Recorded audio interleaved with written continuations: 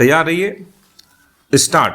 नेपाल के प्रधानमंत्री पुष्प कमल दहल प्रचंड 31 मई से 4 दिन का भारत दौरा शुरू करने वाले हैं। कूटनीतिक विशेषज्ञ इन सवालों की पड़ताल में जुटे हैं कि इस दौरे से दोनों देशों के बीच लंबित मुद्दों को सुलझाने की दिशा में क्या पहल होती है। भारत नेपाल के रिश्ते हिमालय की तरह प्राचीन और अटूट हैं। भौगोलिक, ऐतिहासिक, सांस्कृतिक व आर्थिक कड़ियों ने सदियों से दोनों देशों को मजबूती से जोड़ रखा है, पर चीन अपनी वन बेल्ट वन रोड परियोजना से तीसरे कोण के तौर पर उभरा है। बीते 4-5 साल में चीन के निवेश को लेकर नेपाल में न सिर्फ राजनीतिक समीकरण बल्कि भारत के प्रति कुछ नेताओं के सुर भी बदले हैं। पिछले साल नवंबर में नेपाल में चुनाव प्रचार के दौरान विपक्ष के नेता केपी शर्मा ओली ने कहा था कि अगर वह सत्ता में आते हैं तो भारत से कालापानी, लिपुलेख और लिम्पियाधुरा को वापस लेकर रहेंगे। ये इलाके सदियों से भारत का हिस्सा हैं। ओली इससे पहले भी चीन के प्रति झुकाव जाहिर करते रहे हैं।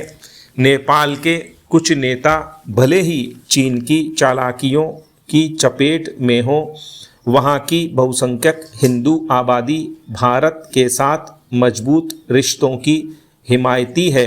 भारत और नेपाल बुद्ध के जन्म स्थान लुम्बिनी से समान संबंध साझा करते हैं, जो नेपाल में है। खुली सीमा के कारण दोनों ओर के लोग निर्बाध आवाजाही करते हैं।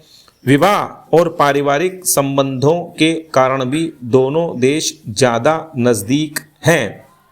इस नज़दीकी को रोटी बेटी के रिश्ते के नाम से जाना जाता है।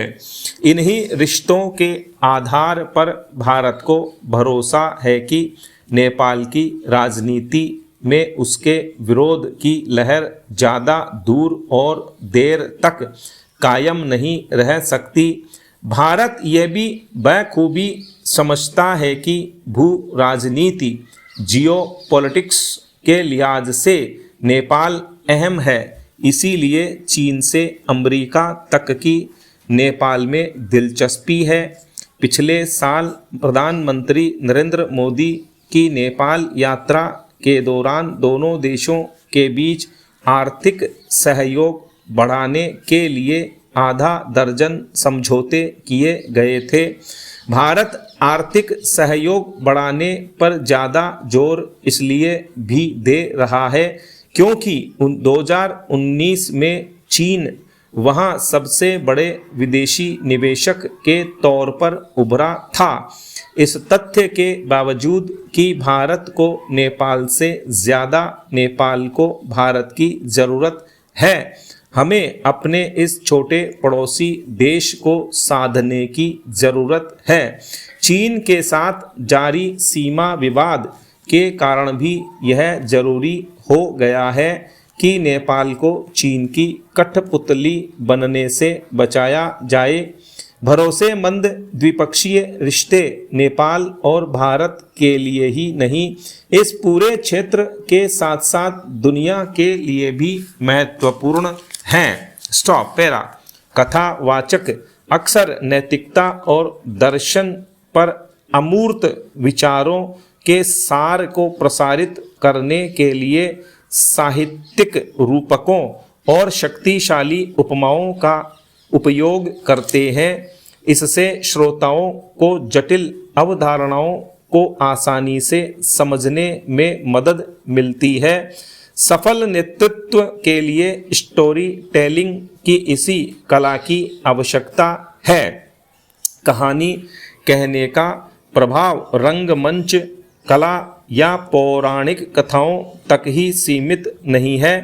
कहानियाँ हमारे दैनिक जीवन और काम करने के तरीके को प्रभावित करती हैं।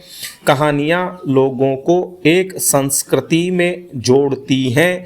संगठन के भीतर कर्मचारियों के संबंध प्रगाढ़ करती हैं और उन्हें संगठन के मूल मूल्यों के विभिन्न पहलुओं को समझाती हैं। लीडरशिप में बिजनेस स्टोरी टेलिंग की अवधारणा को प्रमुखता मिली है। इसका तात्पर्य महत्वपूर्ण संदेश संप्रेषित करने, कार्रवाई को प्रेषित करने और संगठनात्मक संदर्भ में संबंध को बढ़ावा देने के लिए कथाओं के रणनीतिक उपयोग से है। फिर चाहे वह प्रस्तुतियों के दौरान हो, टीम की बैठकें हों या प्रबंधन की पहल में बदलाव हो, लीडर अपने अधीनस्थों को समझने और उन पर स्थायी प्रभाव स्थापित करने के लिए स्टोरी टेलिंग का उपयोग कर सकते हैं। वे उनमें उद्देश्य की भावना उत्पन्न कर सकते हैं और सभी कर्मचारियों को एक सामान्य लक्ष्य के लिए प्रेरित कर सकते हैं। वर्तमान समय के जटिल कारोबारी माहौल में प्रभावी नेतृत्व सिर्फ तकनीकी क्षमता से ज़्यादा की मांग करता है। अपने नेतृत्व के दृष्टिकोण में कहानी कहने की कला को शामिल करके लीडर अपने अधीनस्थों के साथ सार्थक संबंध बना सकते हैं, उद्देश्य की साझा भावना पैदा कर सकते हैं और संगठन की संस्कृति व मूल्यों को आकार दे सकते हैं। यह उनको अमूर्त अवधारणाओं और वास्तविक दुनिया के अनुप्रयोगों के बीच की खाई को पाटने के लिए विचारों और रणनीतियों को भरोसेमंद बनाने में भी सहायक है। फिर चाहे उन्हें अपनी कंपनी के इतिहास की बात करनी हो, व्यक्तिगत अनुभव साझा करना हो या निर्णयों के प्रभाव को चित्रित करना हो, कहानी सुनाना दूसरों को प्रभावित करने का एक शक्तिशाली साधन प्रदान करता है। स्टॉप।